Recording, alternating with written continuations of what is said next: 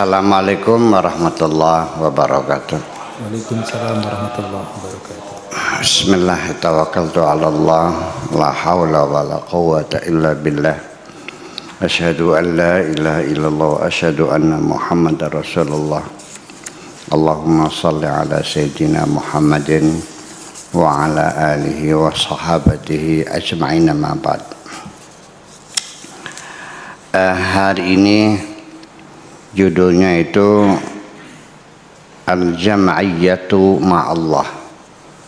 Jadi jam'iyah bersama Allah. Bahasa Indonesianya ya jam'iyah.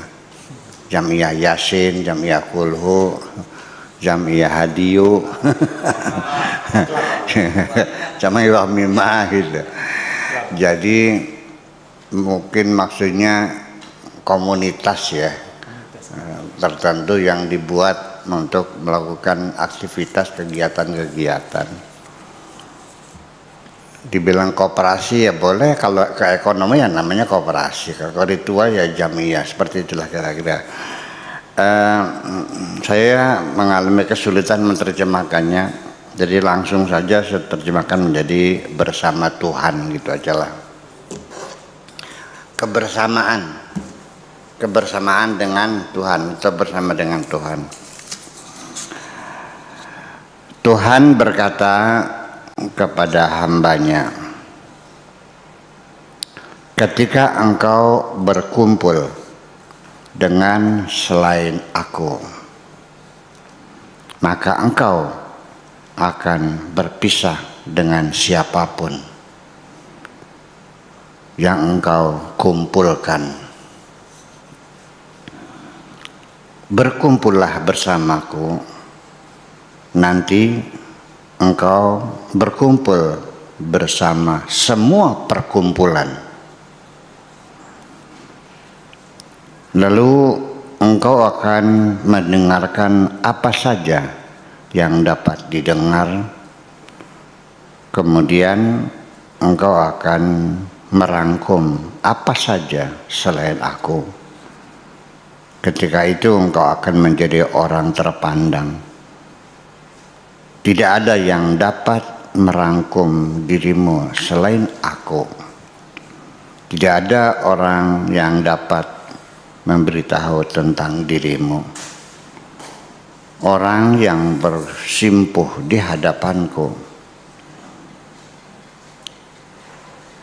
orang yang bersimpuh di hadapan kehadiratanku, tidak akan mengagumi apapun yang indah dan tidak takut melihat apapun yang menyeramkan. Karena dia telah melihat benar-benar zahir, bukan melihat bentuk yang lahir. Melihat keindahan, bukan melihat yang indah. Melihat yang mutlak, bukan melihat yang terbatas. Melihat yang tidak terikat, bukan melihat yang tertentu. Wajahku untuk siapapun yang bersimpuh di hadapanku. Kabar beritaku untuk orang-orang yang sudah mengenali aku.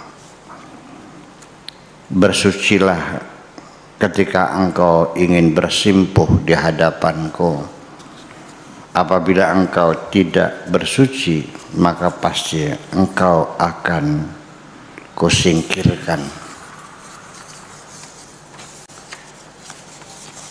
Tidak ada sesuatu apapun yang menjadi kekuatanmu, dan tidak ada yang dapat menjadi daya tarik selain Tuhanmu.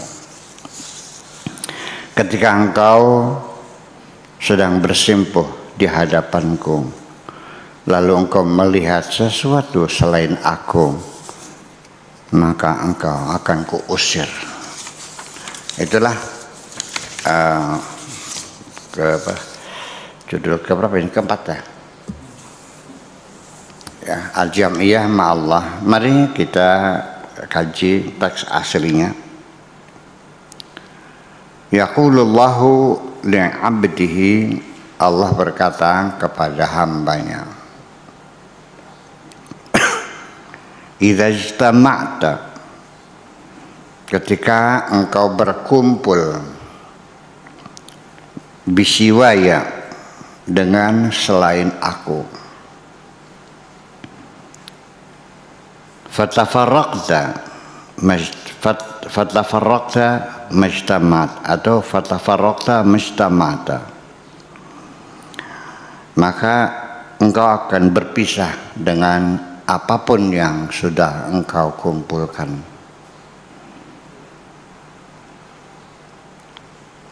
Idza ijtama'ta bisiwaya fatafarraqta majtama'ta, ijtami' bi, berkumpullah bersamaku. Tajtami'u bi mujtama'in kulli mujtama'in, engkau akan berkumpul dengan setiap perkumpulan.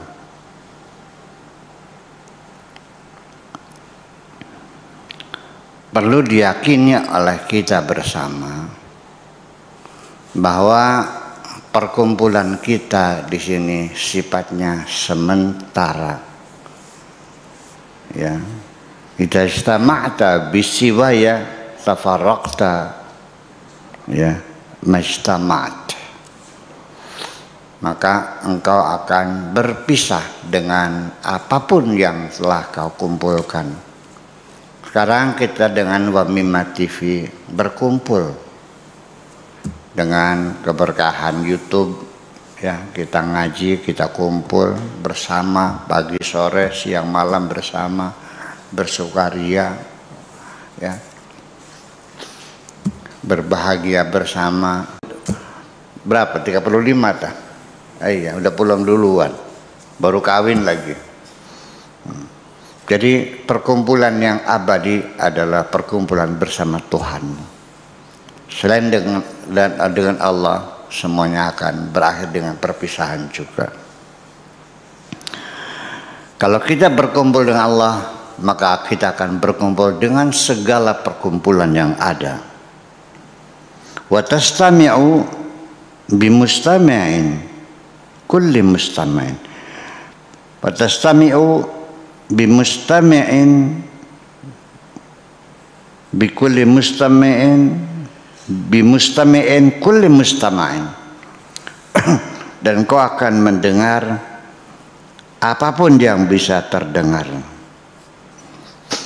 Artinya kalau kita berjam'iyahnya bersama Allah, maka kita akan dapat mendengarkan informasi-informasi, bisa mendengarkan apapun yang bisa terdengar. Artinya sekalipun kita berjam'iyah di sini, kita berkomunikasi, kita berkeluh kesah, tidak semuanya yang diceritakan oleh teman-temanmu itu hanya sebagian kecil saja yang dia ceritakan kepadamu. Hanya 1/1000% berita tentang teman-teman kita.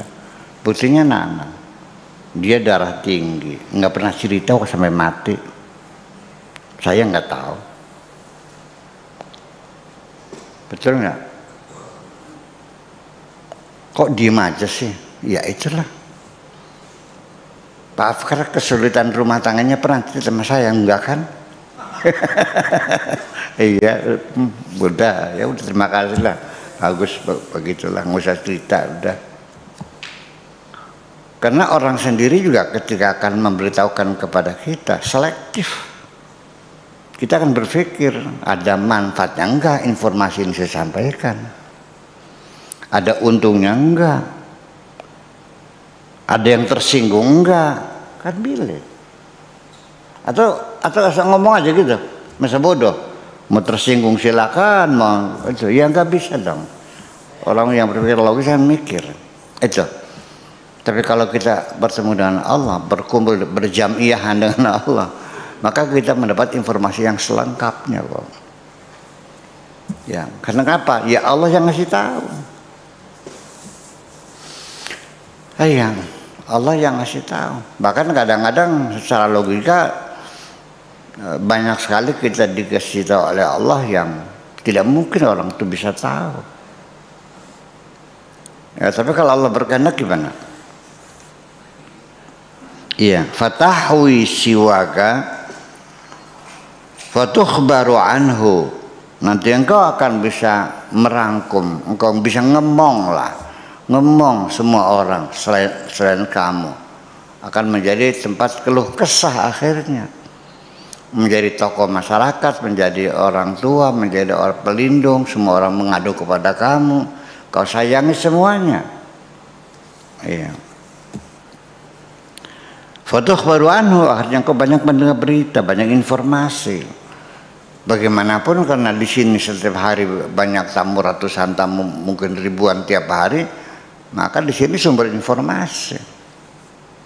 Apa yang terjadi di daerah kita, ya saya tahu sekali karena tiap hari banyak orang sih. Itu kan logikanya seperti itu. Wala yuhwika siwaka, ya. Tetapi tetap tidak ada yang bisa melindungi kamu selain kamu, ya, selain kamu. Hanya Tuhanmu yang bisa melindungi kamu. Fayukhtabaru anka, fayukhbiru anka, baru engkau akan diberitahu. Al-waqifu, orang yang berdiri, bersimpuh fi hadrati, di hadapan kehadiratanku. Orang yang berdiri atau bersimpuh di hadapan kehadiratanku, fi hadrati. La yaruquhu al-husnu, dia tidak akan merasa terkagum-kagum melihat keindahan apapun. Melihat perempuan secantik apapun, enggak mungkin akan klepek-klepek kok. Melihat orang kaya seberapa banyak uangnya, ratusan triliun pun enggak, ora segu ora wahin,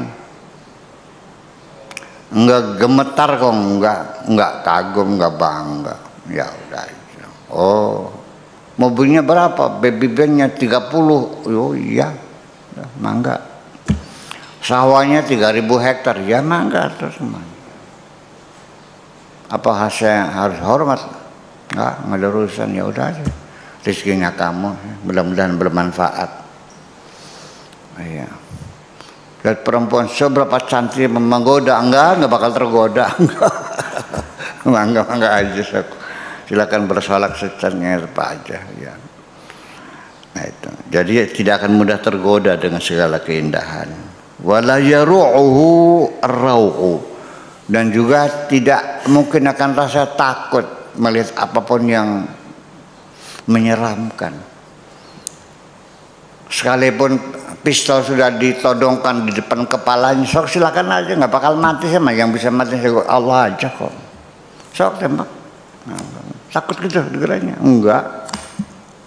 Ngeri enggak. Mundur enggak, sok. Di sini adalah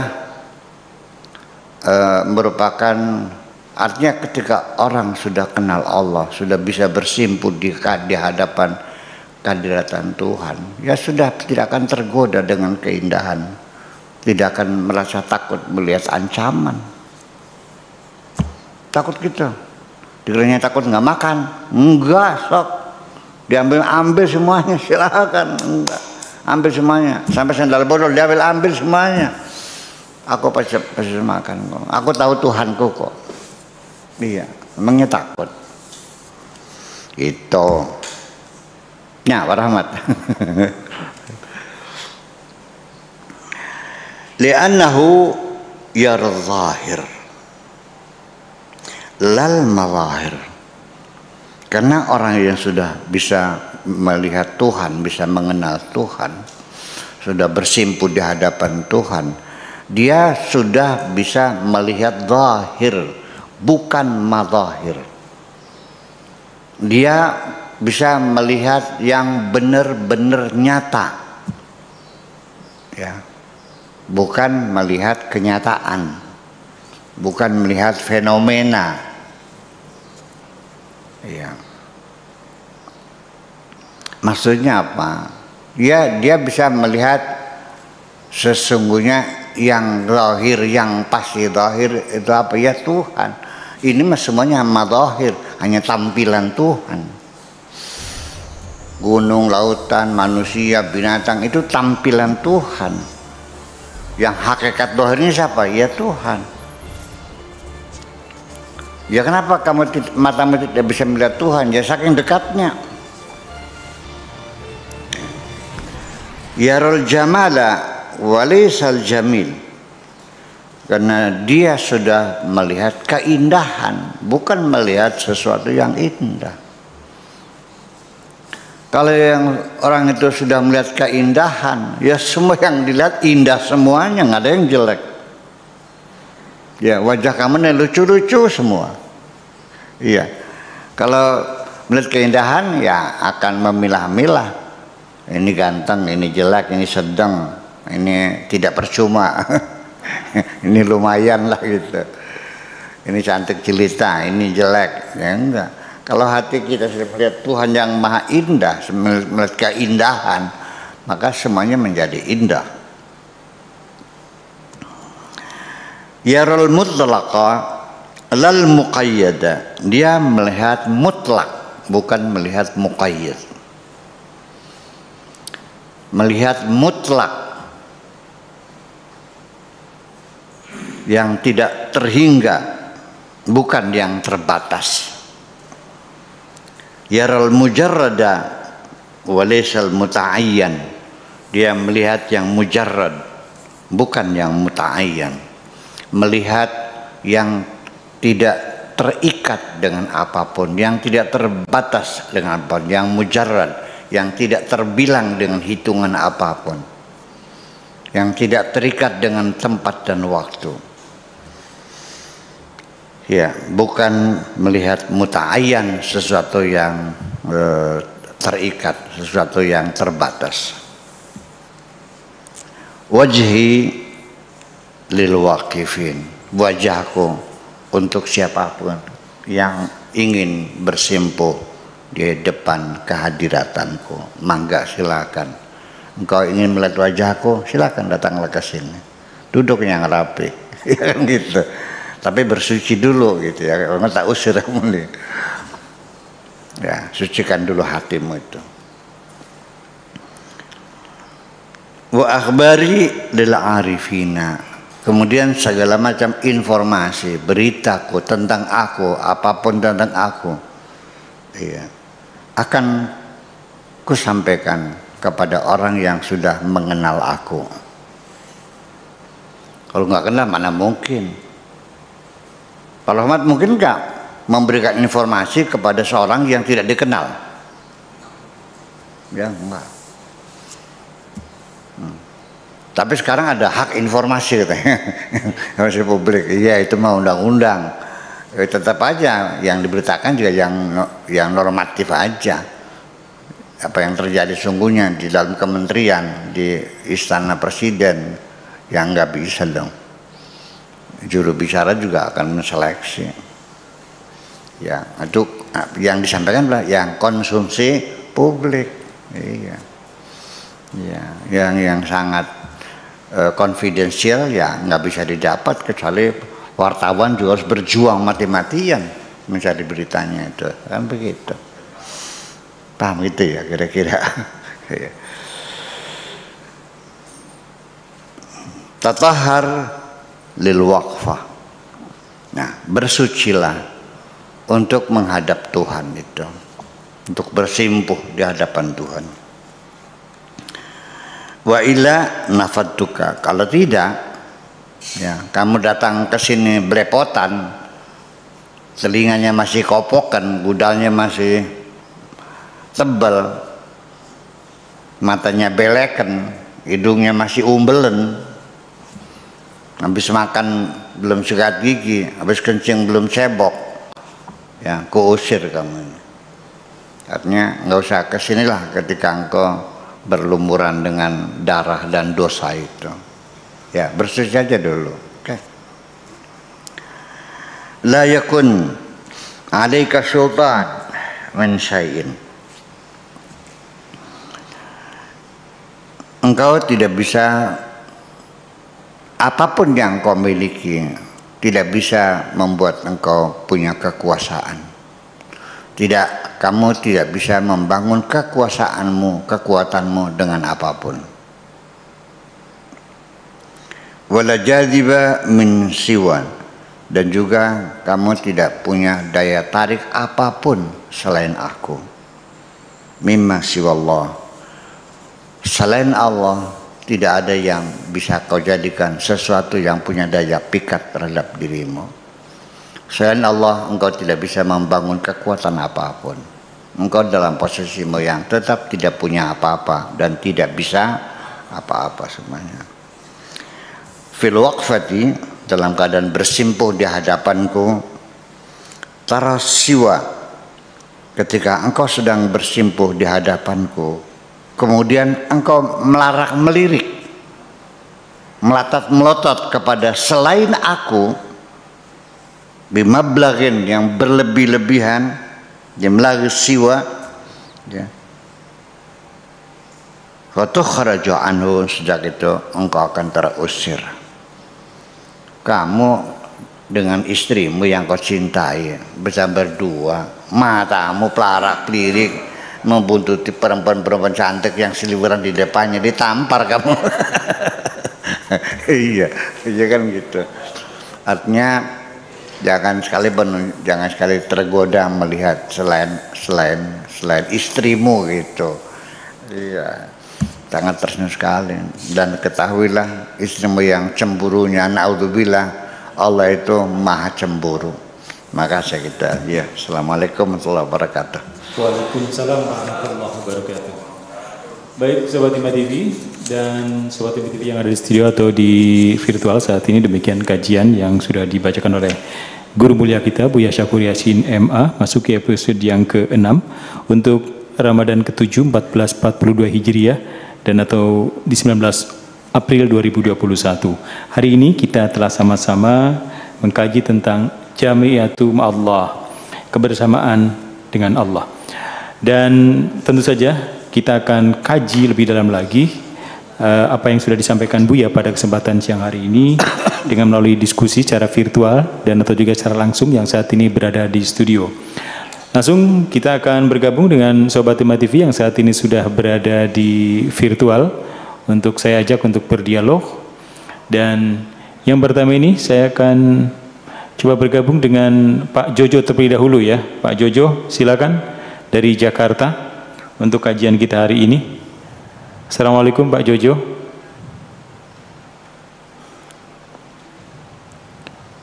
Sebentar, suaranya belum muncul Pak Jojo.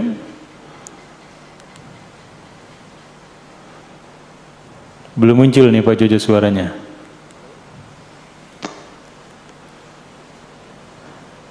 Halo Pak Jojo. Gimana? Oke, sekarang bisa muncul.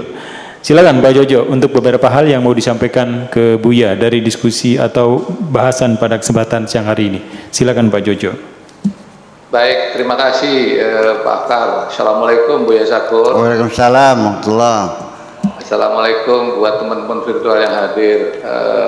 Saya cukup mengajukan pertanyaan satu aja Bu ya, karena biar yang lain juga bisa. Boleh, banyak juga boleh kok. Nanti aja kalau ada. Jadi gini Bu ya, tadi saya mendengar bahwa perkumpulan yang abadi hanya dengan Allah atau dengan Tuhan. Perkumpulan dengan sesama manusia itu hanya sementara.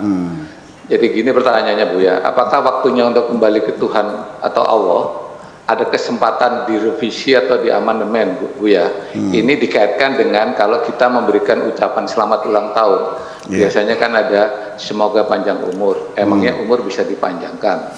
Itu pertanyaannya dari saya Bu ya. Terima kasih. Wassalamualaikum warahmatullahi wabarakatuh. Waalaikumsalam warahmatullahi wabarakatuh.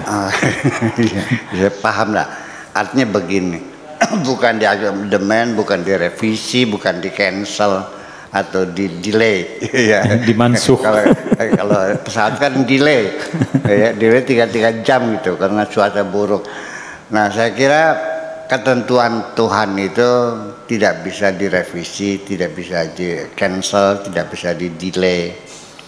Karena wa idza jaa ajaluhum la yastakhiruna sa'ata wa la yastaqdimun.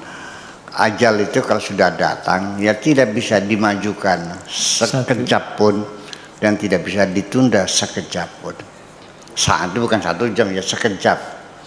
Nah, sekejap itu ya mungkin 1/10 detik lah barangkali. Tidak bisa ditunda. Nah, adapun ketika kita mendoakan orang panjang umur itu sebagai satu formalitas sosial.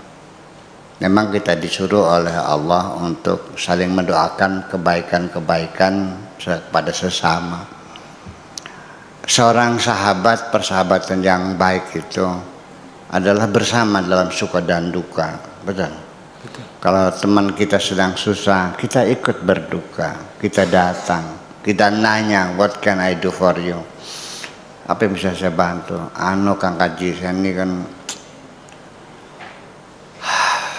biaya sekolah kayak kurang. Oh berapa? 2 juta ya, silakan. Pinjam enggak? Mau pinjam lagi. Ya, dia senang, kita juga datang. Bayangkan seorang yang bersahabat, Pak Jojo, kita bukan hanya merasa sedih ketika kita susah, teman tidak datang, tetapi ketika kita sedang gembira, teman tidak datang juga saya susah. Kenapa kegembiraan ini tidak dalam kebersamaan? Kenapa orang yang sangat aku cintai tidak bersama aku dalam saat yang bahagia ini, sehingga kebahagiaanku kurang sempurna? Paham nggak sih, Bang? Yeah. Iya. Lagi makan enak, enak banget. Kenapa Kang Benu nggak kesini? Kan gitu. Pak Edi kenapa nggak ada, gimana sih? Jadi kenikmatan makannya juga nggak enak begitu. Nah itu saya kira seperti itu namanya rasa persahabatan semacam itu. Dan kita dianjurkan oleh Allah saling mendoakan untuk diampuni oleh Allah. Makanya kan Allahumma gfirli wali walidayya wali jamil muslimina wal muslimat wal mu'minina al ahya minhum orang.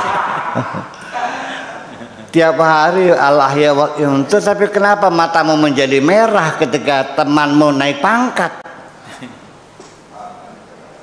Kenapa engkau mencaci maki ketika orang itu bisa naik haji? Iya. Kenapa engkau jadi marah karena tetangga itu warungannya laris? Kan aneh semacam itu. Nah, orang-orang semacam itu jangan kau musuhi dan jangan kau jadikan sahabat. Jadikan sahabat mengganggu, jadi musuh ya bikin cilaka. Ya udah aja, ya ucapan sajalah. Jadi kita sendiri mintanya seperti itu sebagai bentuk kesetiakawanan. Kita juga bukan hanya sekedar berbagi rasa, tapi juga saling mendoakan, itu dianjurkan. Nah, terutama ya panjang umur, ya sehat walafiat, banyak rezeki, ya itulah salah satunya. Diampuni segala dosanya semacam itu. Akan tetapi ketika kita minta dipanjangkan umurnya, iya boleh, tetapi persepsi panjang umur itu sendiri jangan diartikan bahwa umur yang sebetulnya 30 tahun akhirnya diperpanjang jadi 40. Bukan. Panjang umur dalam artian doa kita kepada orang itu bukan berarti merubah ketentuan Tuhan, tetapi yang dimaksudkan panjang umur itu adalah kualitasnya, ya. Panjang umur dari sisi produksi dan produktivitasnya. Umurnya 30 tahun tapi dia mencapainya 100 keberhasilan, engkau yang umurnya 100 tahun hanya dapat 10 keberhasilan. Mana panjang umurnya? Nah iya. Satu hari kau lakukan kesibukan, apa hasilnya? Nothing. Isinya hanya mengupat, mencaci maki, buang-buang waktu, bergurau dan sebagainya. Iya. Saya dalam sehari alhamdulillah bisa panen jeruk 2 ton. Ya kan gitu. Bisa menyantuni anak yatim 50, bisa ngaji di 2 tempat. Ya, rutinan YouTube 1 kali. Ya, ziarah kubur orang tua selama 1 hari. Berarti hari ini umur saya panjang. Jadi semoga umur panjang, ya artinya semoga produksi dan produktivitasnya meningkat begitu. Ya kan begitu. Kemudian kualitasnya termasuk juga meningkat. Saya kira begitu Pak Jojo. Terima kasih. Oke, demikian tadi Pak Jojo tentang mengcancel kebersamaan dengan Allah, sudah dipaparkan langsung oleh Buya tentang hal itu.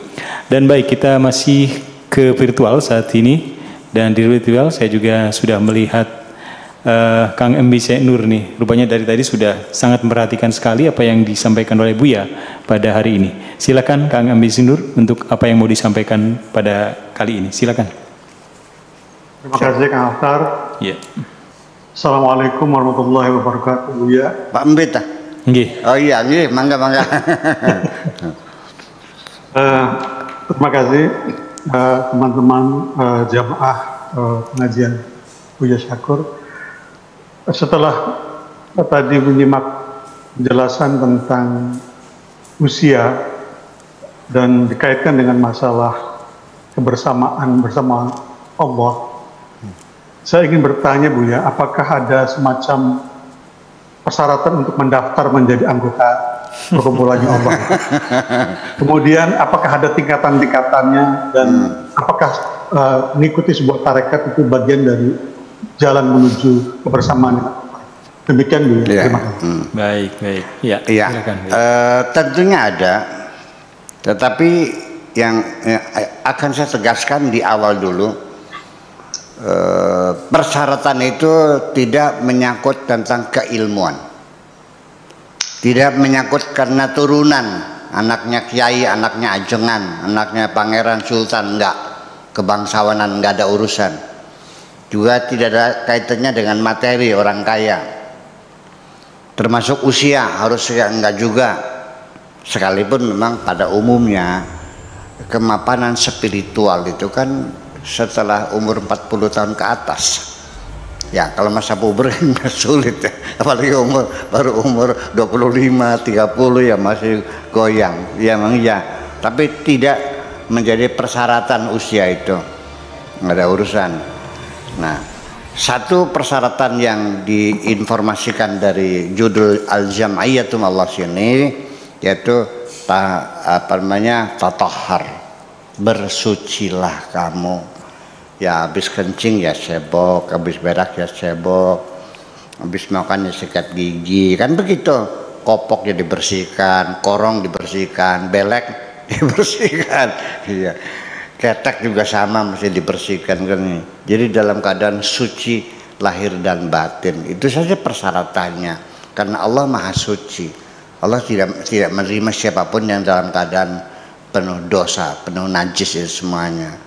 Bersuci dan bersuci. Nah, karena bagaimanapun nanti Allah tidak melihat zahir kita, bukan bentuk rupa kita, bukan pakaian kita, bukan jasad kita, ya. Tapi yang dilihat langsung to the point adalah hati kita. Sebab nanti bagaimanapun juga masalah harta, kekayaan, keilmuan, amal perbuatan, semuanya minggir. To the point yang jadi persyaratan, illa man atallaha biqalbin salim. Kecuali orang yang datang menghadap Allah dengan membawa hati yang baik. Amal nggak dilihat nanti ujungnya mah. Ya, karya-karyamu berapa judul film yang sudah kau produksikan nggak bakal dilihat oleh Allah itu. Iya, langsung kebaikan hatimu apa? Yauma la yanfa'u malun, yauma la yanfa'u malun wala banun. Nanti pada suatu ketika engkau akan yakin bahwa hartamu, anak cucumu, keturunanmu, karya-karyamu semuanya la yanfa'u, tidak ada manfaatnya. Ya. Illa kecuali man orang datang menghadap kepada Allah biqalbin salim, dengan hati yang baik. Yang penting hati yang baik. Ya, dalam persahabatan kita ini hatinya baik. Ya, karena kita sudah bersahabat lama. Ketika mendengar Pak Ambi lagi sakit, bagaimanapun saya repotnya, saya segera datang menjenguk, menyambangi Pak Ambi di Jakarta. Gimana sehat, apa yang dirasakan, apa yang perlu saya bantu, obatnya apa, ya kan begitu. Jadi kita mungkin Pak Ambi juga akan bersedih hati, kok Buya nggak kesini, saya lagi sakit. Iya, dalam keadaan duka kita tidak merasa merasa tidak nyaman ketika tidak bertemu dengan sahabat kita. Tetapi dalam keadaan suka pun sama. Ketika saya sedang berbahagia sekali, dapat rezeki banyak, lagi makan sate yang paling enak, tuh sayang yang nggak dapat ambil di sini. Kalau ada tentu kebahagiaan kita lebih sempurna lagi kalau begini mah. Jadi kebersamaan dalam suka dan duka itu semacam itu adalah persahabatan. Nah, tetapi kalau hati, itulah hati yang baik dalam bersahabat. Nah, ketika kita ini merasa terganggu perasaannya ketika melihat teman saya naik pangkat sehingga menjadi atasan saya, itu kasut namanya. Ada tangannya warungnya laris kok jadi marah, hubungannya apa? Kadang-kadang dagangannya beda. Kamu dagangannya beras, dia dagangan daging. Yang dagang daging laris, hubungannya apa kamu marah? Beras daging sama enggak? Kok jadi tersinggung ada orang laris? Kecuali kalau dianya dagang beras juga, masuk akal lah. Gara-gara ini dagangannya lain kok. Itu terjadi di masyarakat sehari-hari. Pokoknya, nah itu kenapa? Karena orang hasud itu adalah orang yang tidak punya cita-cita, tidak punya keinginan yang ingin dicapai. Dia setiap hari bekerja keras menggagalkan cita-cita orang lain kok. Nah, orang semacam itu jangan orang semacam itu jangan berharap bisa bertemu dengan Allah kok. Bahwa orang yang hatinya hasud, percayalah tidak akan bisa ditemui oleh Allah. Dan orang yang hasud hidupnya tidak pernah merasakan kebahagiaan sama sekali. Dia dalam kemarahan dan kemarahan. Jadi orang yang hatinya baik itu orang senang ikut senang, orang susah ikut susah. Kalau bisa menolong orang, kalau tidak ya jangan nyakitin orang dong. Itu aja kok kebaikan hati kita ini. Kalau hati kita sudah baik, kita nggak usah ingin bertemu Allah, nggak usah ikut jamah sama Allah, akan kesedot, akan ketarik sendiri kok. Iya, akan ada yang menjemput, betul. Nah, yaitu siapa? Nah, cirinya orang yang hatinya baik, namanya disebut dengan nafsul mutmainnah, jiwanya damai. Saya kira itu saja syaratnya. Yuk kita belajar bagaimana kita mencapai tingkatan nafsul mutmainnah. Itu saja ya, terima kasih. Ya. Baik, terima kasih Kang Embi. Beberapa pertanyaan sudah dijawab oleh Buya dengan penjelasan tadi. Dan kemudian saya juga masih ke virtual kembali. Untuk kali ini saya akan mencoba untuk keluar dari tanah air. Nampaknya tadi juga ada yang dari luar tanah air ya. Dari Austria dulu nih, di Austria. Ini di hari ke-7. Di sana masih pagi nampaknya di Austria. Teh Lita, Assalamualaikum Teh. Waalaikumsalam. Iya, silakan Teh. Barangkali ada yang mau disampaikan ke Buya. Silakan Teh Lita. Ya. Assalamualaikum warahmatullahi wabarakatuh. Waalaikumsalam Bapak Kiai Haji Buya Syakur serta yang lainnya yang secara virtual ataupun yang di tempatnya. Ini Buya Syakur, saya ingin tanyakan itu.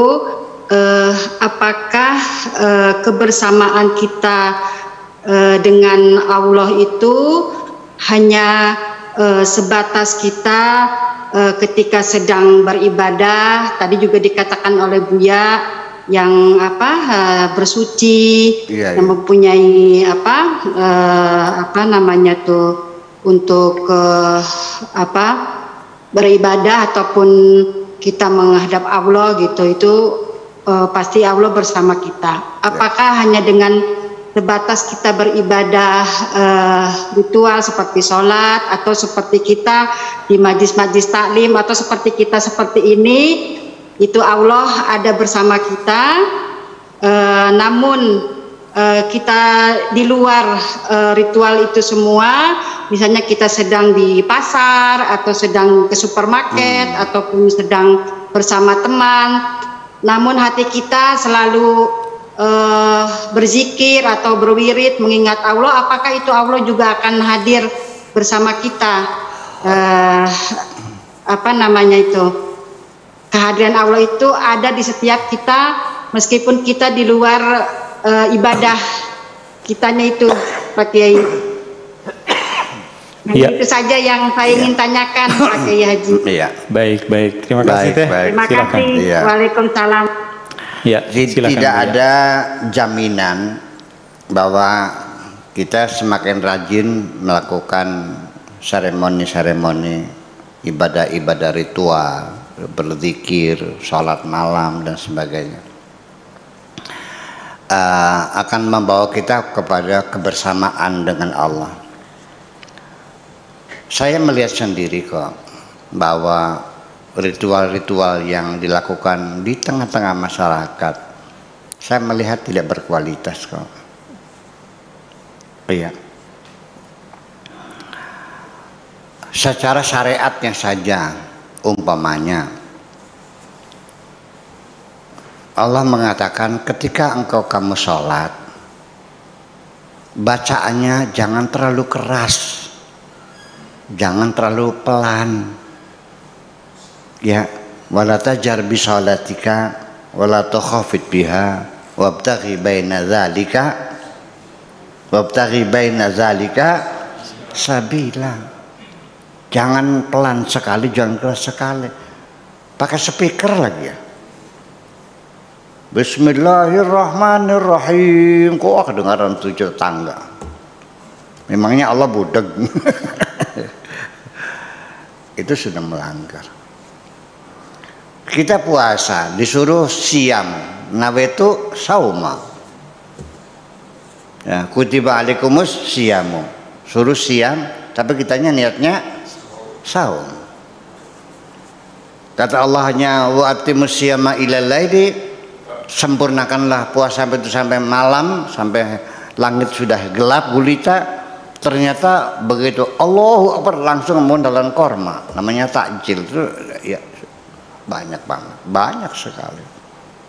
Iya kan? Di samping sendiri juga begitu Allahu Akbar sholat.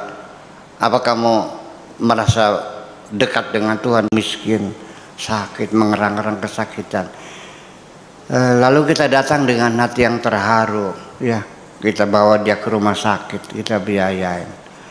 Nah, ketika engkau merasa terharu atas penderitaan orang, itulah engkau pada posisi yang paling dekat dengan Tuhan.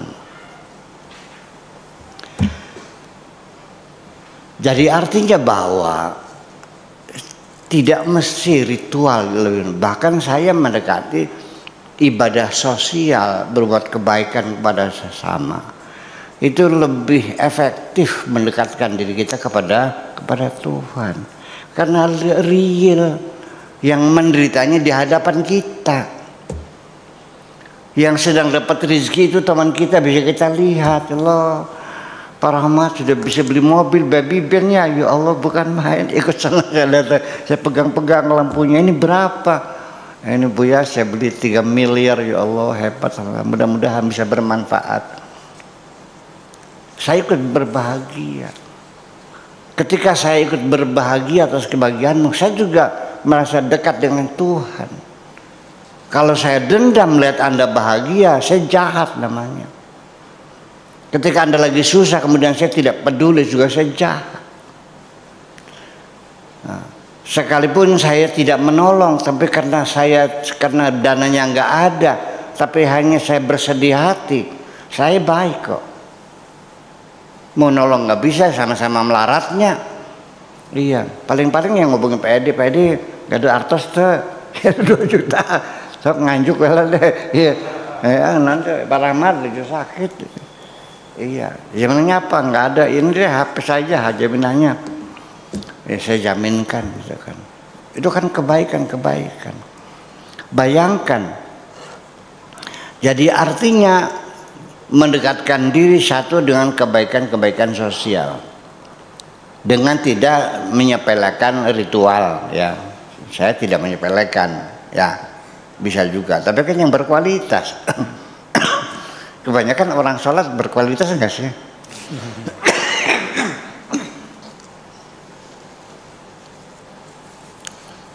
Kebanyakan orang salat berkualitas enggak? Saya mau cerita deh. Jadi satu hari ada seorang imam yang hebat.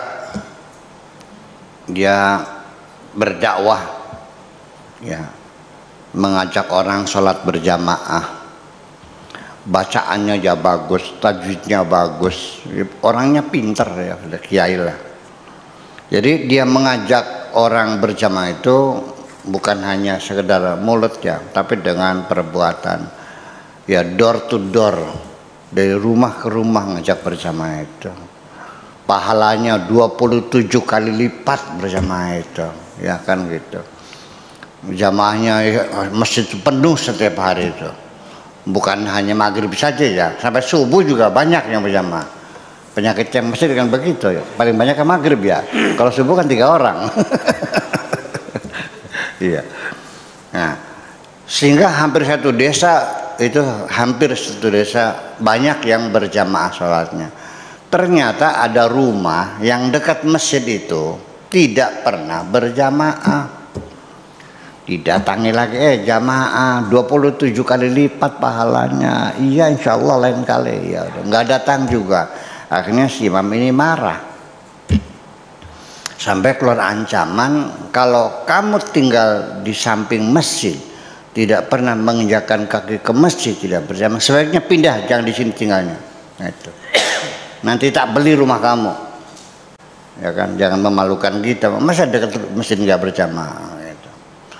Karena saking marahnya si tetangga itu, ya udah, insya Allah. Kapan? Antara Isya deh. Oke, saya tunggu ya. Awas, gue jitak loh kalau datang lagi, kan gitu. Apa dia tunggu Isya datang. Nah, gitu. Masa sampai mesin nggak berjamaah, dirangkul, senang kan gitu. Nih, saudara, nih taklukan baru nih. Gitu. Iya. Nah ternyata ketika sedang sholat Isya, sedang baca Fatihah, si imam itu sampai waladhdallin, yang lain bilangnya amin. Ini tetangga yang tidak pernah bersama itu, bukan amin bilangnya, istrimu sedang berselingkuh. Langsung pingsan imamnya. Kenapa? Karena dia ketika sedang baca Fatihah, kecemburuan pada istrinya itu sedang meningkat. Karena istrinya dia merasakan ada yang aneh-aneh lah gitu. Iya, mendapatkan uang banyak dari mana, ya kan gitu, beli make up yang bagus dari mana. Nah, ini mungkin punya pacar gelap kan gitu. Istrimu sedang berselingkuh, langsung pingsan. Dia sadar bahwa ternyata sholatnya ngaco dia, tidak khusyuk, tidak tumakninah. Artinya bahwa orang yang ada di samping masjid itu adalah min auliyaillah, kekasih Allah. Dia tahu kualitas sholatnya imam tadi, ngapain sih berjamaah? Jadi jangan sombong dengan ritual-ritual itu. Iya, belum tentu Anda berkualitas kok. Paham nggak kira-kira? Iya, jangan sok. Ya artinya beginilah, jangan pernah merasa Anda lebih hebat dari siapapun lah. itu sudah jahat. Ketika Anda merasa lebih hebat dari siapapun, Anda sudah jahat.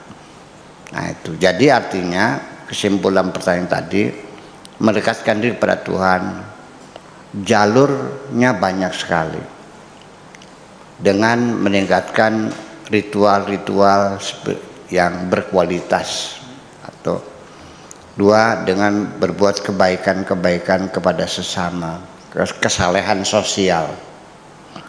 Yang ketiga, dengan pendekatan science and technology, dengan ilmu pengetahuan. Karena orang-orang yang berilmu juga akan diangkat oleh Allah derajatnya. Yarfa'illahu alladhina amanu walladhina utul ilma darajat. Karena ilmu yang bermanfaat ini membahagiakan jutaan orang, bahkan umat manusia.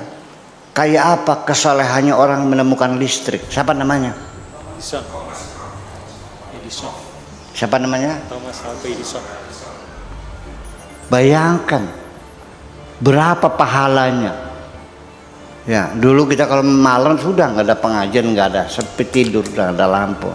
Sekarang malam kita bisa bekerja, bisa memproduksi, bisa ngejahit, bisa belajar, bisa baca segala macam. Berapa pahalanya itu, apa namanya, Bill Gates ya, buat orang bisa berkomunikasi salam dunia. Iya. Sedangkan amal soleh yang terpikir kepadamu adalah sholat. Iya kan? Ilmu yuntafa'u bihi, ilmu yang bermanfaat, bisa jadi palebe, bisa mandiin mayit.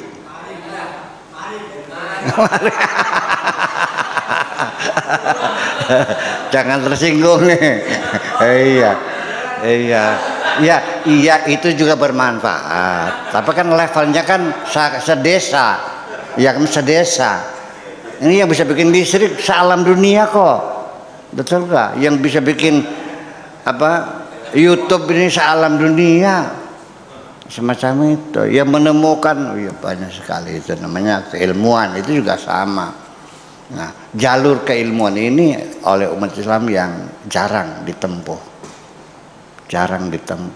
Itulah sebabnya kita selalu terlambat dalam science teknologi. Kita hanya sebagai konsumen, tidak sebagai produsen. Itulah sebabnya. Itulah kira-kira. Makasih. Baik, Telita di Wina, maksud saya di Austria, sudah dijawab untuk pertanyaan yang sudah diajukan pada kesempatan siang hari ini. Baik, sebelum ke peserta yang ada di studio, saya masih kembali ke virtual, dan kali ini saya mencoba bergabung juga masih dari luar tanah air ya, dari Jerman. Ada Ibu Judis Choni. Assalamualaikum, Bu Judis. Waalaikumsalam Mas Afkar, selamat ketemu lagi. Kemarin kok nggak ada. Oh iya. Giliran. Oh giliran ya. Buya, assalamualaikum semuanya. Assalamualaikum. Waalaikumsalam. Buya, ini ada yang sedikit. Saya hari ini senang sekali nih bersamaan dengan Allah. Itu karena saya selama ini kan sering ikut ngaji. Tapi ngaji ini kan masih berupa knowledge ya, Bu ya. Jadi sebenarnya kalau tidak kita lakukan, ya kita saya cuma tahu aja. Harus melepaskan, tadi Bu ya sampaikan harus bersih. Itu termasuk dengan kita melepaskan semua kemelekatan kita ya Bu ya. Nah itu saya tahu persis harus melepaskan dengan materi, dengan anak, dengan orang-orang yang kita cintai yang sifatnya duniawi. Tapi pada kenyataannya gitu, itu tidak semudah itu ya Bu ya. Untuk saya melepaskan kemelekatan saya pada anak, saya tahu anak saya ada yang menjaga Allah gitu. Tapi lah kemarin contoh nyatanya gitu, anak saya mau melahirkan, itu rasanya saya tahu oh Allah ada yang menjaga deh gitu. Tapi itu geremet di sini, kemudian ketakutannya kayak apa itu tetap ada gitu kan Bu ya. Apalagi dia sebetulnya harusnya 2 minggu ke depan, ini kecepatan gitu. Itu masih ada di saya rasa seperti saya ngerasa apa saya masih keraguan saya sama Allah kok masih seperti ini ya. Padahal saya ngaji, saya belajar dan saya tahu. Tapi ternyata saya menyadari, oh ini buat saya hanya knowledge. Saya belum menjadikan diri saya seperti yang seharusnya saya melepaskan ini semua.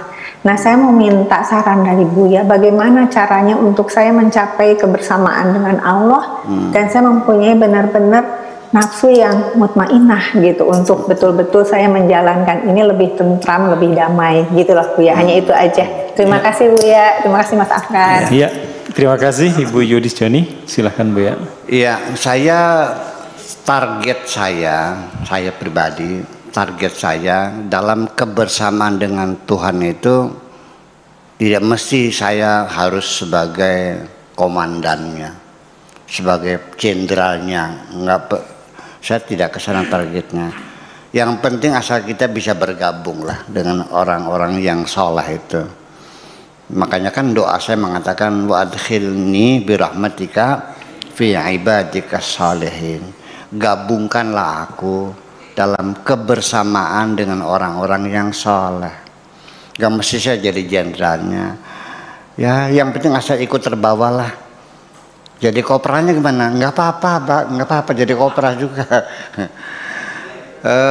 Barangkali terlalu tinggi jadi koperah. Udahlah jadi caper aja lah. Apa? Caper tuh? Calon prajurit ya gitu. Strip 1 lah jadi gitu. Ya, nggak apa-apa. Barangkali masih terlalu tinggi jadi hansip gimana? Ya udah nggak apa-apalah, yang penting asal terbawa aja. Masih terlalu tinggi juga, ya udah jadi kudanya aja deh, nggak apa-apa deh. Iya. Mau jadi kudanya, mangga, yang penting asal terbawa. Barangkali kuda masih berstatus juga, ya jadi tapal kudanya lah. Apa sepatu kuda tuh dari besi tuh, keraca namanya.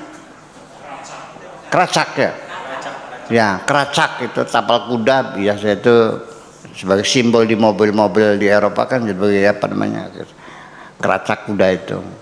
Jadi keracaknya nggak apa-apa, yang penting asal terbawa. Saya tidak mentargetkan posisi jabatan bukan, yang penting asal terbawa. Saya ingin mengikuti Nabi saya, ya nggak usah persis harus tegap derap langkahnya, enggak, asal arahnya sajalah. Kalau Nabi Muhammadnya jalannya tegap, kalau saya masih sempoyongan nggak ada masalah. Yang penting saya arahnya sama ke baratnya. Ya beliau dengan tegap, langkah yang derap, yang teratur, saya hanya sempoyongan. Ya udah, yang penting asal arahnya sama. Jadi saya tidak meminta posisi jabatan kedudukan yang penting asal terbawa. Maka demikian pula ketika kita berbuat kebaikan-kebaikan kepada sesama, ya tadi intikan dengan anak keluarga, ya memang ada standar syariat juga. Memang keluarga dekat ini menjadi standar, harus mendapat skala prioritas. Ya, sebelum menolong orang lain, ya nolong istri dulu dong. Ya kan gitu, nolong anak dulu, mitoha dulu. Ya, mertua dulu, orang tua dulu, kemudian tetangga terdekat, saudara mas saudara tapi jauh kok, gimana ya, tangga yang dekatnya dulu, yang dekat dengan diri kita. Itu dalam firman Tuhannya, qu anfusakum wa ahlikum nara.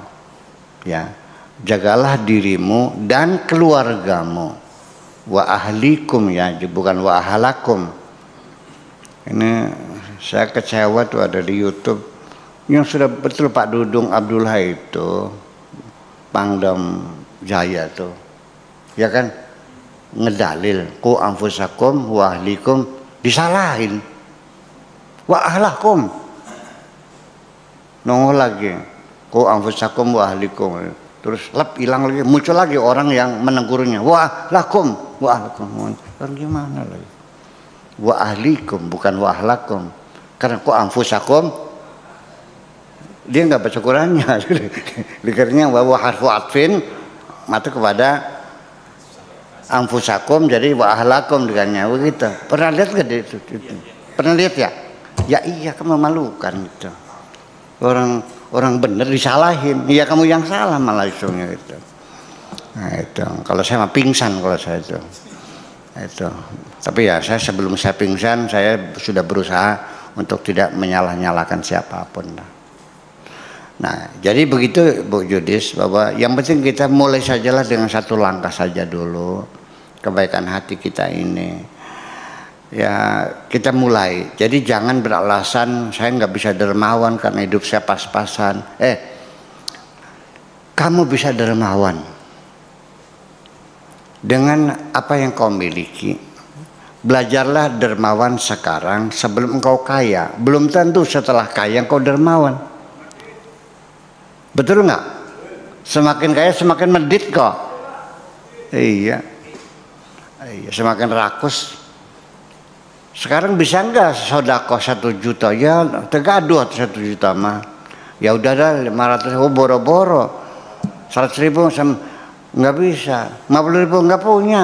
Punya berapa? 1.000 punya nggak? Ya punya, silakan 1.000 aja dulu sodako. Mulai 1.000 dulu. Iya. Kalau bisa, nggak ada 500 perak. Jadi sekecil apapun kita mempelajari diri untuk dermawan dengan kemampuan kita. Sampai tidak bisa 1.000 pun nggak ada. Ya sudahlah, kalau nggak ada, nyumbang tenaga bisa nggak? Tuh di dekat rumah kamu ada orang lagi bikin musola, ikut nggak ngaduk? Bisa, ya bisalah. Tapi nggak tiap hari, paling hari Jumat lah. Ya udah, habis Jumat kamu datang bawa cangkul ikut ngaduk. Sudah kamu sedekah tenaga. Lalu ada lagi, aduh pakai tenaga saya udah popos, umur saya udah 80 tahun, mana mungkin saya nyangkul.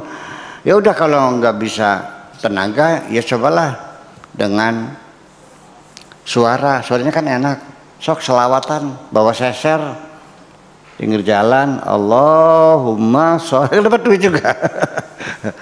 Suaranya nggak enak, ya minimal dengan doa lah, doakan mereka supaya masjid ini cepat jadi, bisa bermanfaatkan begitu. Jadi tidak ada alasan aku tidak bisa berbuat baik kan. Karena bagaimanapun kebaikan itu juga akan ditentukan oleh kemampuan kita. Yang memberikan kemampuan kita adalah Allah. Jadi pada ujungnya kebaikan hati menjadi standar. Kan bukan karena kemampuan, karena yang menentukan kemampuan Allah juga. Tapi kebaikan hati itulah yang ditunggu oleh Allah Subhanahu wa Ta'ala. Saya kira mungkin Ibu Judis begitu aja lah, kira-kira nggak usah pusing mikirin bagaimana apa yang bisa lakukan gitu. Maksudnya selama ini kan Ibu Judis apa yang diketahui tentang kebersamaan Allah itu hanya baru berupa knowledge-nya saja. Tapi kemudian aplikasinya susah banget gitu. Okay. Baik, terima kasih Ibu Judis. Dan seperti yang saya janjikan tadi bahwa sekarang kita ke studio dan silakan yang di studio akan memberikan pertanyaan pada kesempatan siang hari ini. Silakan. Ya. Ada? Ya.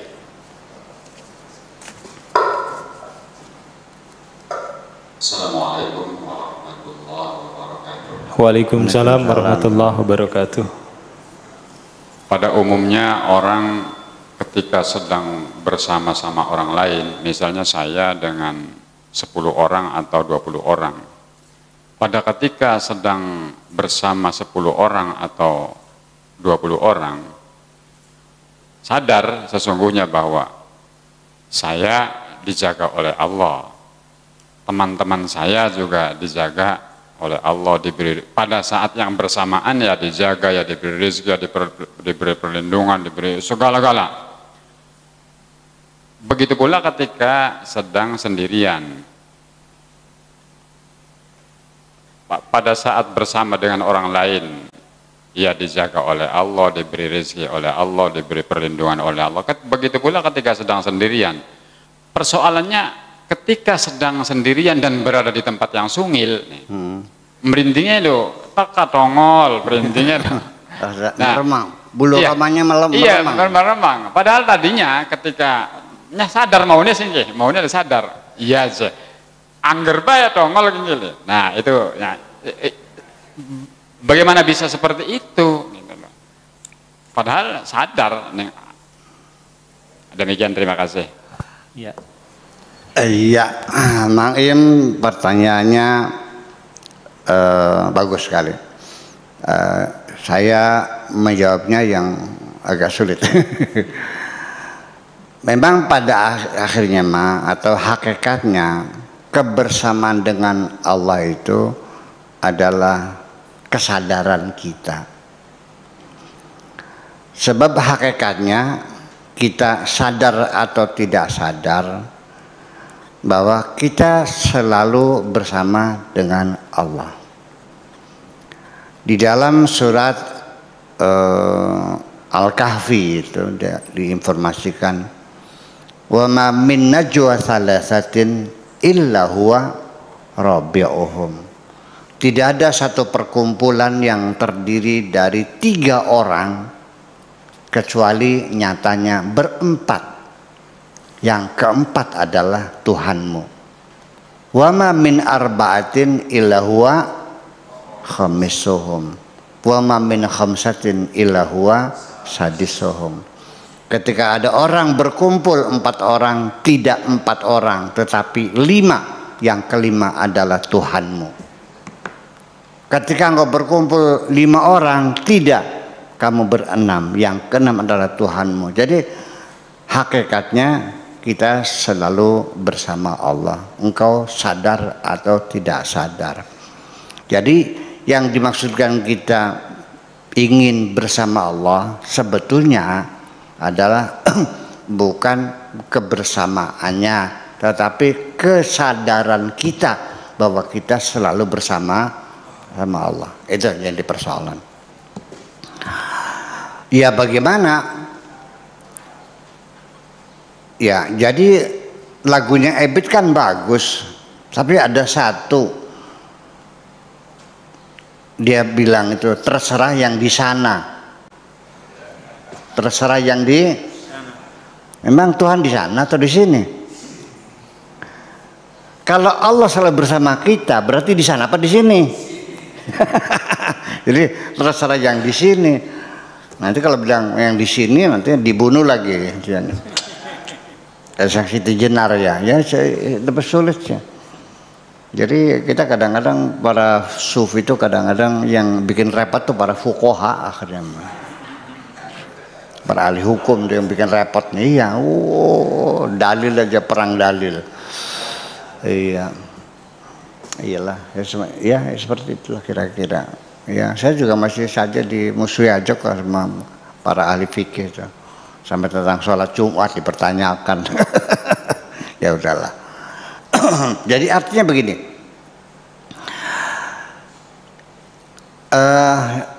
Saya ulangi cerita lagi. Seperti tadi. Ketika dengan 10 orang saya tidak rasa takut. Ketika sendirian masih takut juga. Ya memang seperti itu. Jadi pertanyaannya, kenapa Anda takut? Nah itu, kenapa engkau merasa takut? Ceritanya adalah seseorang lewat kuburan besar, ya, yang masih banyak harimau, banyak ular sanca, ya, ular piton dan sebagainya. Di malam hari, dia ternyata takut. Akhirnya pulang lagi mengajak teman-temannya bawa patromak 5 sama bawa genjering 5 sambil ketapang dibering ketapang patromak 5 menghilangkan rasa takutnya. Nah oke. Jadi ketika dia ditemani dengan 10 orang, yang 5 bawa patromak, yang 5 bawa genjering, takut enggak? Enggak. Kenapa? Ya karena banyak temannya. Iya kan? Jadi karena dia merasa banyak temannya, dia merasa tidak takut. Jadi kalau begitu, kenapa Anda takut? Ketika tidak ada temannya dia takut. Ketika ada banyak temannya dia tidak takut. Berarti dari mana munculnya rasa takut itu? Yaitu dari kamu merasa sendirian. Ketika engkau merasa sendirian, engkau merasa takut. Iya kan? Nah, sekarang hakikatnya,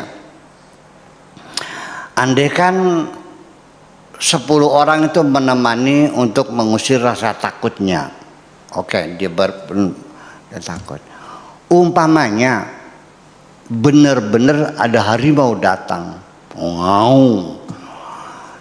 Pertanyaan saya, ini 10 orang yang mengawal kamu akan membela kamu apa akan lari masing-masing? Ternyata rasa amanmu, rasa tenangmu palsu semuanya itu. Mereka yang bersamamu tidak membela kamu, mereka menyelamatkan diri masing-masing. Hakikatnya yang menyelamatkan kamu siapa?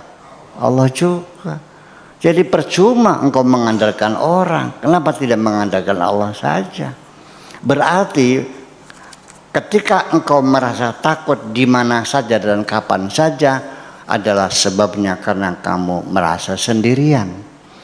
Ketika engkau merasa sendirian, berarti engkau tidak sadar selalu bersama Tuhanmu. Maka segitu aja. Baik. Demikian sebuah pertanyaan yang digabungkan, maksud saya jawaban yang digabungkan juga dengan analogi dari Kang Im yang tadi sudah menyampaikan pertanyaannya. Kita kembali ke virtual dan kali ini saya coba bergabung dengan Ibu Atik Muji ya. Assalamualaikum. Selamat sore Ibu Atik Muji. Silakan Bu Atik. Halo. Assalamualaikum. Waalaikumsalam warahmatullah. Perasaan saya nggak raise hand ya, tapi ya anyway nggak apa-apa lah Bu ya. Assalamualaikum. Dari mana nih Bu Atik? Saya di Jakarta, saya sering gitu. sih denger, tapi ya saya simak aja gitu. Kalau boleh bertanya di lain topik ini nggak apa-apa ya? Boleh. Nggak apa-apa, silakan. Gini Bu ya, bagaimana kan selama ini kalau bagaimana mendoakan orang tua kita yang sudah meninggal dunia, apakah hanya dengan membacakan kirim Al-Fatihah atau ada yang lain gitu Bu ya?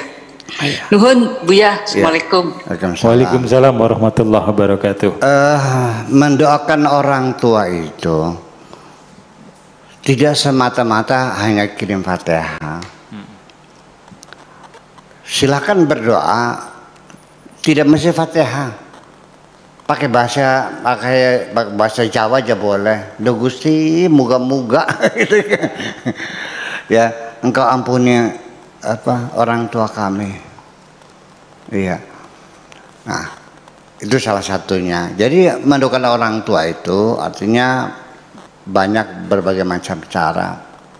Kalau saya terangkan boleh secara mendetail dikit. Ketika orang tua itu meninggal dunia, ternyata dia punya persangkutan utang. Ada orang nagih, Bu, ini bapakmu punya utang sama saya. Pak Edi cerita kemarin cerita ada orang nagih utang udah meninggal tuh. Ya Pak Edi cerita ya. Lagi utang tuh ya, udah meninggal, ada orang lagi utang 40 juta tak siapa, Maman ya, meninggal, ada kwitansinya. Nah, mendoakan orang tua itu termasuk kalau dia punya persangkutan hutang dan bisa dibuktikan dengan berupa kwitansi, ada saksi, kan, data segel, ada materainya, ya kan begitu. Atau ada 4 orang saksi, 2 orang saksi menyatakan betul, ya tolong dilunasi dong. Jangan berebut warisan kalau plus minus juga diwaris dong. Nah, salah satu doa kita untuk orang tua adalah melunasi segala hutang-hutangnya, hutang materi, termasuk hutang jasa. Juga memintakan maaf kepada orang yang pernah disakiti oleh orang tua kami. Pak Afkar, saya datang atas nama keluarga besar. Mohon maaf apabila ada kesalahan orang tua kami. Maafkanlah dia. Kalau Pak Afkar rasanya sakit hati yang terlalu dalam, saya bayar berapa biayanya? 10 juta, oke, 10 juta nih. Maafin ya. Kok mahal banget sih? Ya sakitnya juga luar biasa. Saya dipermalukan di orang banyak kok, di depan orang umum. Saya lagi khotbah ditarik di atas mimbar hanya karena bacaan saya salah. Oh iya, ya udah deh. Sampai saya stroke begini nih. Iya kan. Apalagi wasiat-wasiatnya diselesaikan dulu dong. Bohong anak-anak mereka orang tua, mendoakan orang tuanya. Ternyata warisannya nggak bener kok. Ya, itu realita. Dan saya tiap hari itu menangani masalah bagi waris macam itu. Sampai mulut saya berbusa-busa. Udah 15 tahun nggak dibagi-bagi. Saya bilang kamu tega banget sih. Ini kan harta kan rezekinya orang tuamu. Orang tuamu digantung di sana. Warisannya nggak selesai-selesai. Kamu tega orang tuamu digantung di sana. Ya, tapi kan ya tapi banyak tapinya gitu. Hanya saja nyongan karonnya ke apa? Ngerokayane. Itu. Ya ternyata tega kok. Iya. Orang tua belum dikubur juga anak-anaknya sudah berebut nyongkelin lemari, rebutan sertifikat kok. Bohong doamu itu. Buktikan dengan kebaikan hatimu itu. Iya kan begitu. Wasiatnya, hutangnya, mungkin dia kejahatan jadi minta maaf pada orang lain dan sebagainya. Iya kan? Adapun doa kirim Fatihah itu mau formalitas. Iya. Apa kalau orang tidak kirim Fatihah berarti tidak mendoakan? Nah, termasuk salah satu mendoakan orang tua. Cobalah harta warisan yang kita dapatkan orang tua itu, cobalah disisakan untuk kebaikan-kebaikan. Ya, kasihkan uangnya untuk nyumbang orang bikin jembatan. Dengan jembatan yang kita bangun itu, petani yang tadinya jual padi harganya 300, setelah bikin jembatan ternyata laku 400.000 per kintal. Kan tengkulak juga kan nggak muter jalannya. Lu kan dihitung 300 satu kintal, ya kan jalannya muter sih. Setelah ada jembatan menjadi 400, berarti meningkatkan kemakmuran juga. Bikin WC umum, bikin madrasah, bikin masjid, apa saja kebaikan-kebaikan. Disisakan dari harta warisan itu diwakafkan untuk orang tua kami. Seperti itu. Itu real. Tapi kenapa itu jarang? Ya karena masalahnya ngeluarin duit.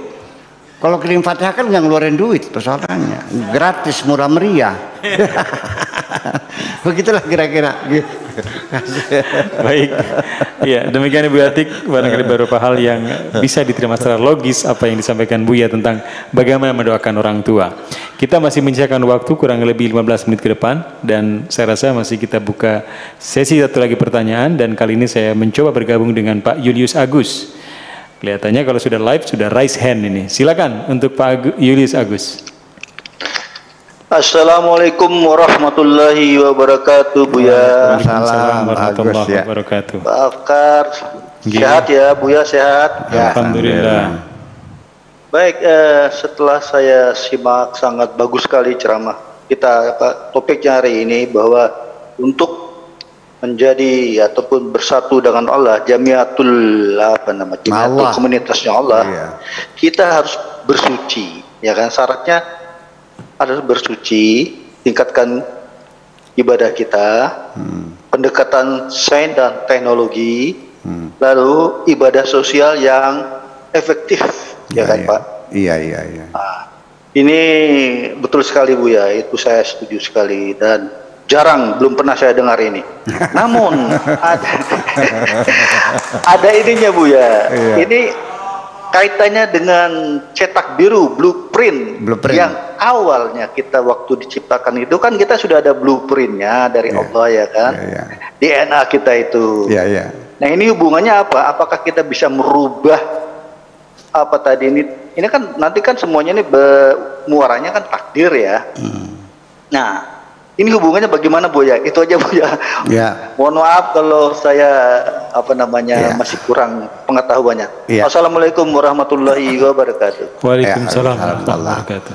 Nah, kemuskilan yang semacam itu sudah dibicarakan pada abad keempat Hijriyah. antara abad ketiga sampai 4, bahkan menjadi konflik sosial antara Mu'tazilah dengan Ahlus Sunnah. Karena Mu'tazilah menolak adanya blueprint dalam DNA itu, deoksiribonukleik acid itu nggak ada. Artinya bahwa keputusan-keputusan Tuhan sudah ditetapkan terlebih dahulu sebelum manusia itu lahir ke bumi, ketika masih berupa DNA orang tua gitu. Apalagi sekarang sudah ada cloning ya, DNA masukkan dalam inti sel ya. DNA itu kan bisa diambil dari kuku bisa, tulang bisa, rambut bisa, darah bisa ya. DNA itu deoksiribonukleik acid dimasukkan dalam inti sel, terjadi aseksual ya. Jadi memproduksi tidak lewat hubungan seksual. Kalau bayi tabung mah ovum dan sperma di pembuahannya dalam tabung, setelah pembuahan baru dimasukkan dalam kalau cloning mah tidak.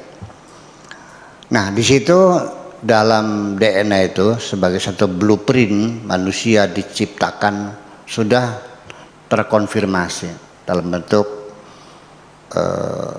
ketetapan Tuhan. Artinya bisa diketahui warna kulitnya, bentuk rambutnya, keriting lurusnya, bulu matanya, kelaminnya, jenis darahnya. Itu artinya bermiliar-miliar informasi. Mungkin kalau dicetak pakai mesin tik ukuran font itu ukuran berapa? 8 lah ya, atau kalau 11 lah ya, yang 11 font 11 itu bisa 1 juta eksemplar, bisa 1 juta lembar. Bayangkan dengan font 11 ya, artinya luar biasa.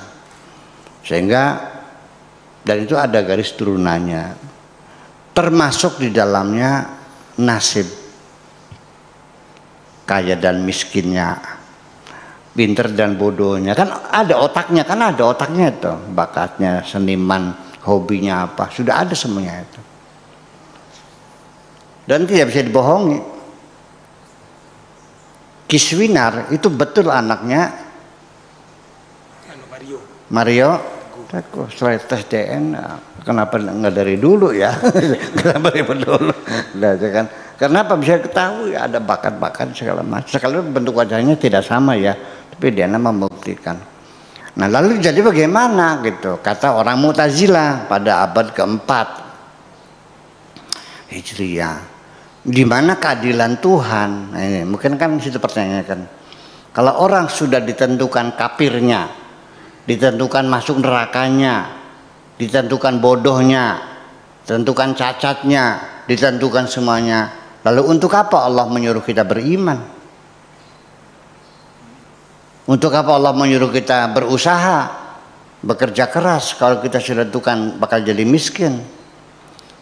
Atas dasar itulah maka Mu'tazilah menolak teori qada dan qadar. Iya, dalam Mu'tazilah nggak ada qada-qadar, namanya manusia yang menentukan. Rasanya kan begitu. Itu kaum rasionalis kan gitu. Nah, kelompok yang Jabariyah ya semacam itu, bahwa artinya semua manusia itu semua ditentukan oleh Allah, lahirnya, rezekinya, matinya, penyakitnya, cerdasnya, semuanya itu sudah ditentukan oleh Allah. Jadi hanya siap menjalani saja. Fatalis ya, kelompok fatalis. Kalau ahli sunnah wal jamaah ada teori qada mubram dan qada ghairu mubram. Ada yang permanen, ada yang non permanen. Nah, jadi Allah juga akan melihat perkembangan selanjutnya. Gitu. Ahli sunnah wal jamaah depend on gitu. Allah sudah menetapkan Pak Rahmat miskin, udah katanya. Tetapi karena bekerjanya rajin, berinovasi terus menerus, belajar siang dan malam, bikin mebeler, langganan majalah furniture ya kan gitu, model-model course segala macam, terus bereksperimen, memberikan kepuasan pada pelanggan sehingga merasa puas, sehingga makin besar sampai akhirnya punya perusahaan mebeler terbesar di Indonesia, ya kan? Nah kenapa kok jadi kaya? Ya karena melihat rajinnya, pekerjaannya, kejujurannya, ya kan, banting tulangnya, peras keringatnya, akhirnya disetip, dihapus. Tadi mikirnya kaya gitu. Itu kode mubram dan khairu mubram. Nah, yang mubram itu yang tidak bisa dirubah, matinya tanggal sekian bulan ini tahun ini, la yastaqdimuna sa'ata wala yastakhirun, tidak bisa diajukan ya mati. Gitu. Penyakitnya ini ya tetapkan penyakitnya semua. Nanti tanggal sekian motornya jatuh di cadang pinggang gitu. Ya sambil lututnya keseleo. Ya tidak bisa dihindari. Ya udah, terima kasih ya Allah. Itu semacam itu. Itulah variasi berbagai pendapat semacam itu. Akan tetapi saya ingin mengatakan, ketika Anda jatuh miskin, lalu Anda meyakini ini ketentuan Tuhan, aku miskin. Sayangnya dari mana kamu tahunya? Iya kan? Dari mana tahunya? Dan nanti pada akhirnya, Pak Agus ya, pada akhirnya kehebatanmu bukan engkau yakini ini ketentuan Tuhan, atau bukan engkau yakini aku punya kebebasan untuk berjuang, bukan itu. Bahwa orang percaya kepada takdir itu sendiri maknanya adalah untuk menghindari dirimu supaya tidak berputus asa. Ketika engkau berhasil, engkau akan bersyukur kepada Allah. Tetapi engkau ketika gagal, engkau siap menerima kenyataan. Ya sudahlah, barangkali belum waktunya. Betapa indahnya orang yang meyakini qada dan qadar, hidupnya selalu nyaman. Ketika berhasil, dia tidak lupa diri. Ketika gagal, dia tidak gantung diri. Terima kasih. Ya. Baik, demikian untuk sebuah penjelasan panjang dari blueprint yang disampaikan tadi oleh Pak Julius Agus di Jakarta. Dan Sobat Hima TV, nampaknya tadi Pak Julius Agus merupakan penanya terakhir pada diskusi kita pada siang hari ini, di hari yang ke-7 Ramadan 1442 Hijriah, atau di diskusi yang episode ke-6. Oleh karena itu, sekarang kita masuk pada sesi yang terakhir, yakni sesi closing statement. Dan kepada Buya, kami persilakan. Oke. Oh iya, bentar lagi. Oke. Dalam closing statement ini kita masih nyambung dengan pertanyaan Pak Agus tadi sebagai closing, bahwa argumentasi yang dipergunakan oleh kelompok Mu'tazilah atau golongan rasionalis itu sangat logis sekali, sangat masuk akal sekali, karena itu premis-premisnya disusun begitu rapih, sehingga konklusinya sangat rasional. Begini mereka membangun argumentasi: apabila nasib manusia sudah ditentukan sebelum lahir ke dunia, kafirnya, berimannya, kayanya, miskinnya, penyakitnya, dan sebagainya sudah ditentukan oleh Allah melalui blueprint yang disebut oleh deoksiribonukleik acid oleh Pak Agus tadi, adalah seperti ini. Di manakah adanya keadilan Tuhan? Apabila tangan kita diikat, artinya sudah ada blueprintnya. Kaki kita diikat, lalu kita dilemparkan ke tengah lautan, apalah artinya perintah Tuhan kepada kita, jangan tenggelam. Artinya ketika Tuhan memerintahkan kita, ya tolong lepaskan belenggu saya dong supaya saya bisa berenang. Kalau semuanya sudah ditentukan, engkau bakal jadi orang kafir, apa artinya engkau menyuruh aku harus beriman? Apa artinya engkau menyuruh aku harus belajar, tapi engkau telah menentukan sebelum itu aku orang bakal jadi orang bodoh. Jadi di balik perintah apapun harus ada kebebasan kita untuk berbuat dan memilih. Hebat gak logikanya? Jelas, betul nggak? Iya, itu logika. Makanya logika itu konklusi yang dibangun oleh Mu'tazilah itu, kaum rasionalis, memang betul, masuk akal sekali. Tetapi coba mari Pak Agus kita lihat realita di lapangan. Saya ditampilkan gambar Pak Agus yang biar kelihatan supaya saya closing statementnya lebih mantap lagi. Saya namanya Abdul Syakur Yasin lengkapnya. Jujur, itu bukan pilihan saya. Ya. Kalau boleh milih, saya akan milih namanya Abraham Lincoln. Yang mau dinamai itu bapak ibu saya. Boro-boro saya ditawarin dulu mau namanya apa, enggak kok. Bahkan sebelum saya lahir, ibu bapak saya sudah merencanakan. Ketika saya sedang usia yang 4 bulan dalam perut ibu, bapak ibu sudah sepakat, nanti kalau lahir namanya Abdul Syakur saja katanya kan.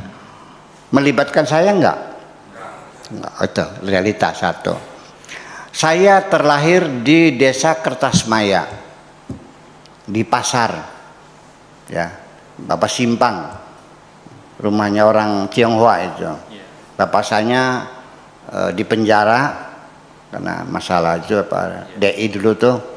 Kemudian juga ibunya dagang gula. Saya terlahir di pasar Kertasmaya, bukan pilihan saya kok. Saya lahirnya dari perutnya Ibu Haji Jenab. Apa saya pernah ngisi daftar formulir kehadiran di bumi ini? Mau lahir di mana, tanggal berapa, ibunya? Enggak kan? Demi Allah saya tidak pernah mengisi formulir itu kok. Iya, kalau boleh milih, saya akan milih keluar dari perutnya Ibu Tin Soeharto. Enak kan? Langsung begitu besar punya pabrik mobil. Ini kan saya harus merangkak. Tapi itu pun saya syukuri alhamdulillah bahwa keluarga ibu saya cukup berada ya, tidak terlalu miskin banget sih ya, punya sawah sehingga saya bisa belajar dan sebagainya. Hari Sabtu pilihan siapa? Allah. Pagi hari pilihan siapa? Tanggal 2 bulan Februari pilihan siapa? Penyakit saya sekarang darah tinggi, apa memang saya milih darah tinggi? Ini baru beberapa bulan ini baru saya sehat sampai 73 tahun, saya tidak pernah sakit apapun, baru sekarang saya merasa saya darah tinggi. Itu pun bukan keinginan saya. Lalu sampai nanti saya pun ketika saya harus pulang mati, saya tidak boleh memilih jalan kematian saya. Agama saya mengatakan tidak boleh memilih jalan kematian. Serahkan kepada Tuhanmu dengan cara apapun, dan tugasmu hanya boleh mengatakan siap, sami'na wa ata'na ghufranaka rabbana wa ilaikal masir. Siap, kami laksanakan apapun yang perintahmu ya. Yang penting apabila salah mohon maaf, karena bagaimanapun aku pasti kembali kepadamu. Artinya kalau Allah menentukan mati lu karena darah tinggi, stroke, siap nggak? Siap nggak? Tabrak mobil? Ketembak? Tenggelam? Terbakar? Kejatuhan runtuhan gedung? Siap nggak? Saya tidak boleh pergi ke pasar beli tambang sendiri, nggak boleh. Saya tidak boleh itu pinjam pistol teman lalu saya tembak, nggak boleh. Atau nggak boleh, kita serahkan. Itu realita di lapangan seperti itu. Logika Mu'tazilah memang logis betul. Ya, saya juga mengajar ilmu logika tahun 68 di IAIN dulu, 69 lah. Saya ngajar ilmu logika, pengantar filsafat Yunani kuno dulu, ya. Logika bukan main. Premis-premisnya bagus sekali, konklusinya itu sangat kuat sekali. Bahwa kalau Tuhan merintahkan berarti harus diberi kebebasan. Tapi realita di lapangan ternyata di mana kebebasan saya? Bahkan ketika memanage kehidupan saya, mengelola kehidupan saya secara biologis, saya tidak dilibatkan bagaimana mendegupkan jantung saya kok. Saya tidak dilibatkan memutar darah di dalam tubuh saya. Saya tidak mampu membersihkan pembuluh-pembuluh darah saya yang menyempit ini kok. Semuanya di luar kemampuan saya. Di mana kehebatan wahai manusia? Kita bicara realita, bukan dengan teori. Begitu kira-kira bagus. Ini kesimpulannya. Jadi beragama yang hebat, pasrahkan dirimu kepada Tuhan seluruhnya. Terima kasih.